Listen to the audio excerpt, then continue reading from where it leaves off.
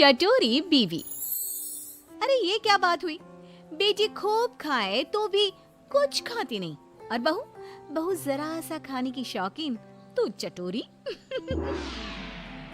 तुमसे कितनी बार कहा है ये सारी चीजें तुम्हारी हेल्थ के लिए ठीक नहीं है। तुम रोज रोज क्यों बनाती हो? रोज रोज कहाँ, कल कहाँ बना था। और वैसे भी तुम्हें तो पता ही है मुझे खाना कितना पसंद है, तो कभी कभी तो चलता है। तुम भी खाकर देखो ना कितना अच्छा बना है। एक दिन छोड़कर तो तुम रोज ही बनाती हो, कभी कभी कब हुआ? तुम जानती भी हो तुम कितना जंक फूड खाती हो। ये जंक फूड कहाँ है, इसे मैं घर पर बनाती हूँ। तुमको नहीं खाना तो मत खाओ, लेकिन मुझे तो शांति से खाने दो। और ये भाषण ना तुम अपने कॉलेज में जाकर दिया करो, यहाँ नहीं। अब इस भूखी औरत को कौन समझाए कि मैं जो बोल रहा हूँ इसकी भलाई के लिए बोल रहा हूँ, ना कि अपने लिए। शाम को, अरे बच्चों कहाँ हो, देखो मैं तुम्हारे लिए क्या लाई हूँ। मम्मी क्या लाई हो? गर्मा गर्म पकोड़े।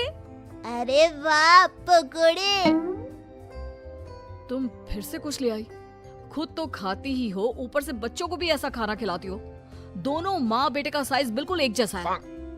मम्मी देखो ना, पापा मुझे मोटा बोल रहे हैं? कैसे बाप हो तुम? कोई अपने लड्डू जैसे गोल मटोल बेटे को मोटा बोलता है क्या? लड्डू? ये लड्डू नहीं कद्दू है।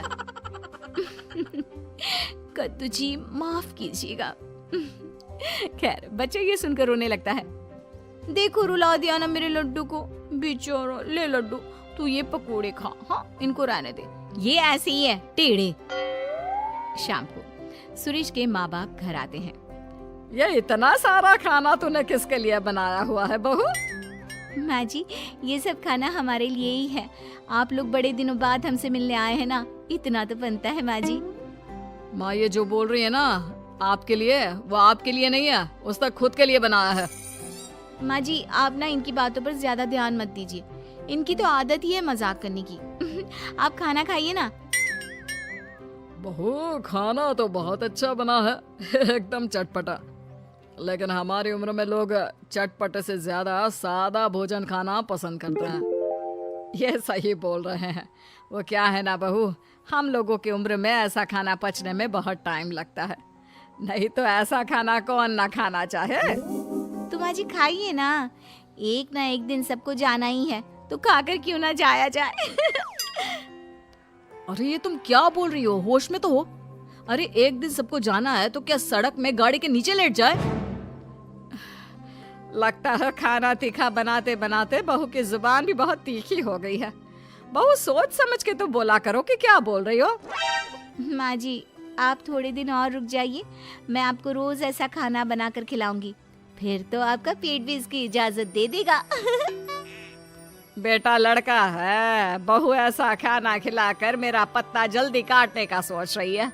भगवान बचाए ऐसी बहू से। ठीक है माँ जी, लेकिन थोड़ा खाना और तो लीजिए। नहीं नहीं बहू, मेरा बस हो गया। और ससुर जी आपको तो लेना ही होगा। अरे नहीं बहू रहने दो, मेरा भी बस हो गया। वो क्या है ना, मुझे डॉक्टर ने आजकल कम खाने को कहा है। अरे पूछना बंद करो, तुम्हें समझ में नहीं आता। वो इस खाने को खाना नहीं चाहते। ये खाना हम ही क्या, अगर कुत्ते बिल्ली को भी खाने को दोगी ना तो वो भी ना खाए, इतना तीखा है। तुम तो अपना मुंह बंद ही करो, तुम लोग नहीं खाओगे तो क्या हुआ, मेरा प्यारा बेटा जरूर खाएगा। इतने में बच्चा दौड़ कर आता है।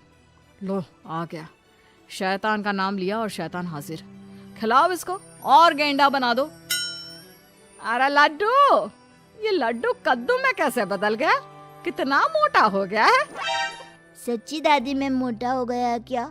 लेकिन माँ तो बोलती है मैं वैसा का वैसा ही हूँ, 1 इंच भी नहीं बढ़ा।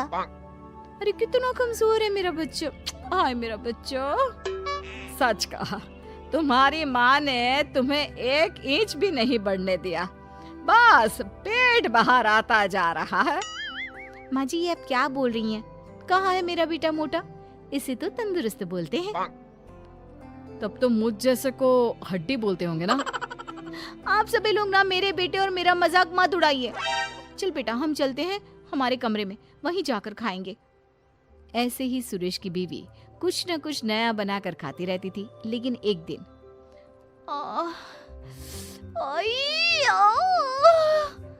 क्या हुआ? क्यों नाटक कर रही हो?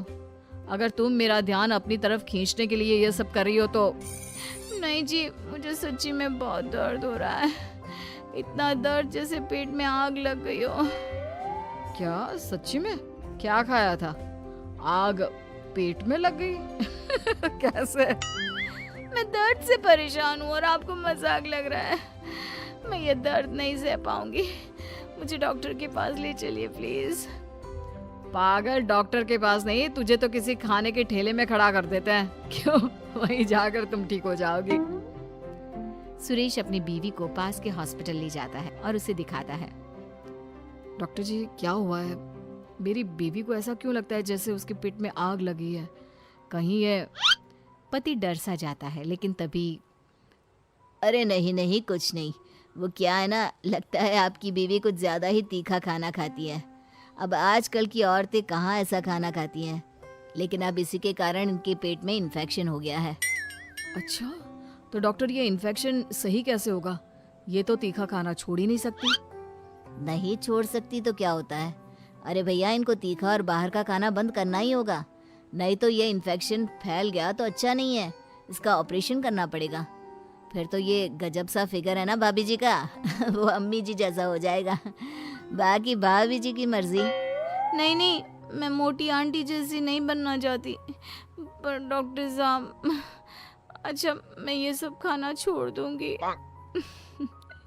पति डॉक्टर को देखता है और फिर तुमने सुना डॉक्टर की बात? तुमसे कितनी बार कहा मैंने, लेकिन तुम नहीं मानी। अब कर दी ना अपनी तबीयत खराब। और खाओ तीखा चटपटा खाना। तुम अब चिढ़ाओ मत मुझे।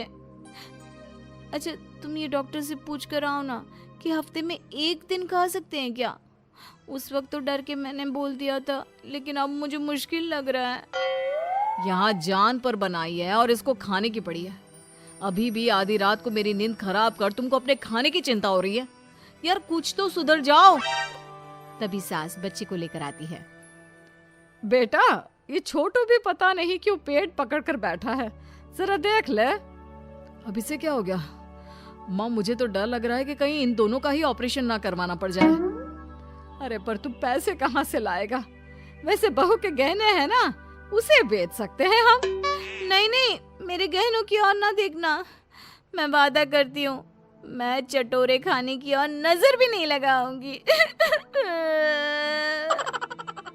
मम्मी, ये आप क्या कह रही हो?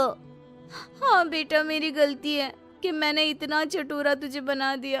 मुझे माफ कर दे।